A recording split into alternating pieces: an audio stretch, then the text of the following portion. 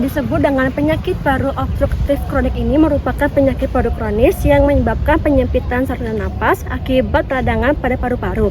Umumnya ini terjadi karena kebiasaan merokok ataupun menghirup merokok dalam jangka panjang. Kondisi inilah yang mengganggu pertukaran oksigen sehingga akan menimbulkan sesak napas yang semakin memberat. Gejala PPOK meliputi sesak napas, batuk kronik, dahak berlebih, napas wangi, dan mudah lelah atau capek. Pada studi kasus ini, pasien mengalami batuk berdahak, sesak napas memberat, dan wheezing yang menunjukkan eksaserbasi akut PPOK akibat infeksi paru. Oleh karena itu, mari kita simak video roleplay yang kami buat Mengenai kasus PPOK-nya, beserta penata laksanaan. let's go! Pasien atas nama Bapak Nata 72 tahun.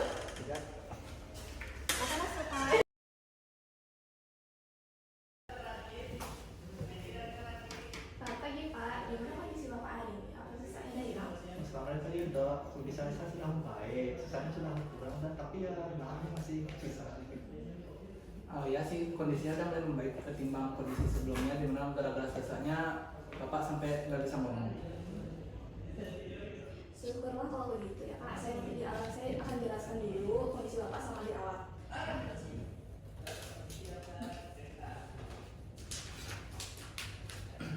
Jadi saat awal masuk rumah sakit, itu Bapak ada keluhan sesak nafas yang berat, terus batuk berdahak kuning kehijauan, demam, dan nyeri dada saat batuk. Saat diperiksa, itu saturasi oksigen Bapak itu sangat turun, itu sampai 86%. Nah, untuk artinya tuh kadar oksigennya Bapak tuh cukup rendah dan perlu bantuan dari oksigen.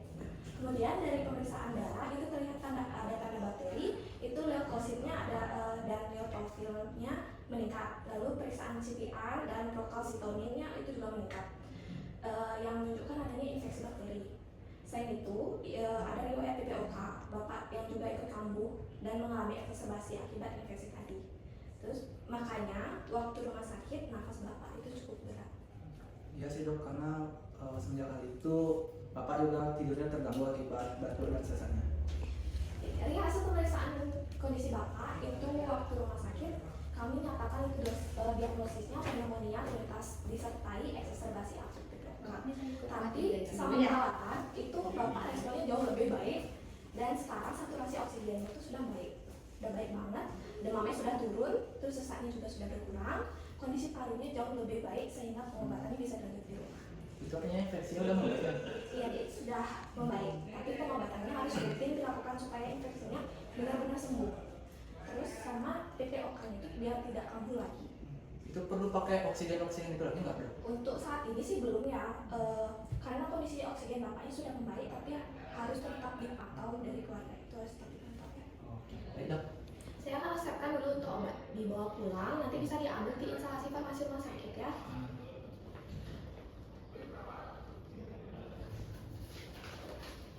Ini untuk obatnya, nanti ini saya kasih tahu, ini ada levofloxacin, ada idacaterol glycopyrrolin inhaler, ada salbutamol inhaler, ada N-acetylcysteine, terus ada juga obat hipertensinya Bapak yang dulu, yang valsartan, itu bisa dilanjutkan lagi. Terus nanti ada juga paracetamol, itu nanti digunakan jika demam aja ya. Ini ada obat tidur ini diminum sampai habis ya dok, walaupun kondisi Bapaknya udah membaik. Betul deh. Jadi kalau itu nggak habis itu bisa menyebabkan resistensi. Jadi kalau resistensi itu bakterinya itu kebal terhadap antibiotik. Jadi tidak efektif untuk membunuh atau menghentikan pertumbuhan dari bakteri tersebut. Selain obat itu ada beberapa yang harus diperhatikan di rumah. Karena Bapak yang sudah berhenti merokok itu sudah bagus banget, itu kita pertahankan lagi ya Pak. Dan usahakan hindari asap rokok, debu, sama polusi yang bisa memicu sesak ya Pak ya. Terus juga selain itu tetap minum air yang cukup. Kalau capek sama sesak itu jangan melakukan aktivitas yang berat. Terus juga ada Bapak kalau misalnya di rumah itu bisa latihan pernafasan secara pelan-pelan aja. Nanti istirahat yang cukup, terus juga makan makanan yang bagus ya Pak ya, yang sehat. Terus nanti keluarganya nanti bisa bantu lagi ya di masa pemulihannya, tetap dipantau dan juga mengingatkan untuk minum obat terus. Kalau Bapak saya mengalami batuk lagi itu gimana?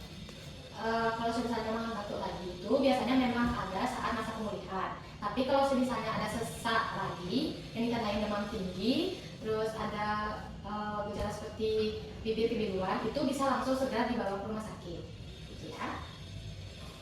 Oke, nanti saya bakalan pantau lagi di rumah untuk perkembangan bapaknya. Ya. Untuk kontrol kembalinya ke rumah sakit itu bisa sampai 5 sampai 7 hari. Nanti kalau misalnya ada keluhan lagi memburuk itu bisa lebih cepat ya, mungkin 3 hari itu bisa pulih. Untuk konselingnya udah sangat jelas ya Bapak. Jadi sekarang bisa mengambil obat ke instalasi farmasinya ya. Makasih ya dok, makasih serius. Sama-sama, lekas sembuh ya.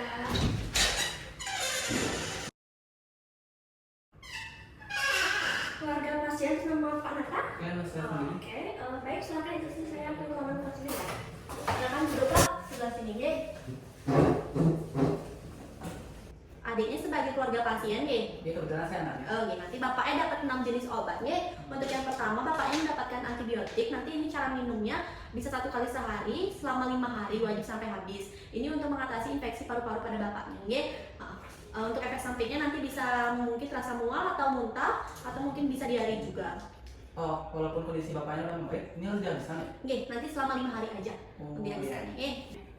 Untuk obat kedua, ini ada pengencer darah. Ini nanti cara minumnya 1 kali sehari dicampurin ke dalam airnya. Nanti minumnya setelah makan. Untuk efek sampingnya dia ada nyeri di lambung. Nanti kalau ada efek samping yang muncul boleh di stop obatnya ya. Obat ini tidak harus dihabiskan ya. Nanti diminum kalau perlu aja. Selanjutnya nanti obat ketiga untuk bapaknya dapat paracetamol nih, ini bisa untuk nyeri atau demam bapaknya.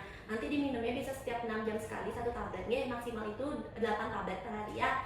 Nanti ini mungkin efek sampingnya ada sedikit mual atau nyeri di lambung juga nih. Diminumnya setelah makan nih.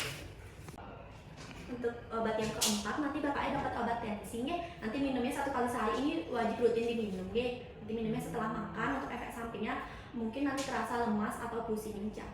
Nih, Islam. Obat selanjutnya nanti bapaknya dapetin inhaler nih. Nanti ini cara pakainya 1 kali sehari rutin. Walaupun bapaknya tidak sesak, wajib dipakai nih. Untuk efek sampingnya mungkin nanti terasa mual, muntah ataupun batuk kering nih.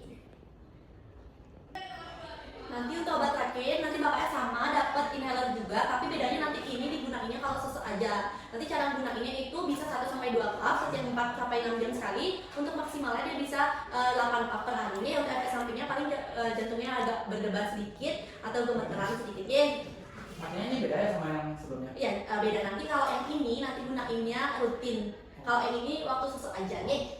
Udah tahu perbedaannya kan ya? Nanti ini bisa, nanti untuk cara penggunaannya nanti dijelasin sama TTK saya. Saya akan jelaskan tentang penggunaan salbutamol inhalernya. Jadi yang pertama-tama itu bisa dibuka tutup inhalernya, kemudian dikocok dulu 5 sampai 10 kali. Kemudian nanti buang nafas secara perlahan, lalu nanti masukkan inhaler dalam mulut dan rapatkan ke bibir. Lalu nanti tekan inhalernya 1 kali sambil tarik nafas, kemudian nanti tahan sampai 10 detik. Lalu keluarkan secara perlahan-lahan. Setelah itu tunggu sampai 30-60 detik. Jika bapaknya masih merasakan sesak nafas, bisa lagi dengan cara yang sama. Kemudian setelah pemakaian bisa dikumur-kumur dengan air supaya mulutnya terasa nyaman.